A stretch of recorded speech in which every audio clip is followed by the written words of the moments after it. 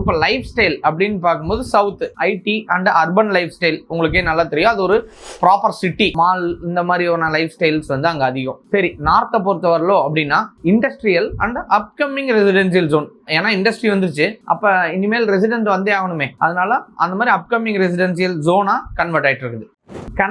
கனெக்டிவிட்டியை பொறுத்தவரையிலும் south already developed, அதில் connectivity இன்னும் பெருசாக தேவைங்கிறது இல்லை, ஏன்னா ஆல்ரெடி எல்லா கனெக்டிவிட்டியும் அங்கே இருக்குது. நார்த்தை பொறுத்தவரையிலும் அப்கமிங்கில் தான் கனெக்டிவிட்டி இருக்குது. மெட்ரோ ஃபேஸ் 2 கம்ப்ளீட் ஆச்சு அப்படின்னா ஃபுல் கனெக்டிவிட்டி நார்த்லேயும் ஜென்ரேட் ஆகும். ரிஸ்க் ஃபேக்டர் அப்படின்னு பார்க்கும்போது சவுத்தில் என்னவா இருக்கலாம் ரிஸ்க் ஃபேக்டர் அப்படின்னா, ரிஸ்க் ஃபேக்டர் அப்படிங்கிறது ரொம்ப ரொம்ப கம்மி. ஏன்னா ஆல்ரெடி டெவலப்டான ஏரியா, அதனால ரொம்ப கம்மி. அங்கே ஃப்ளட்டு மற்ற லீகல் ரிஸ்க்ஸ் எல்லாம் மட்டும் நம்ம செக் பண்ண வேண்டியது நம்மளோட ஒரு இண்டிவிஜுவலோட கடமை.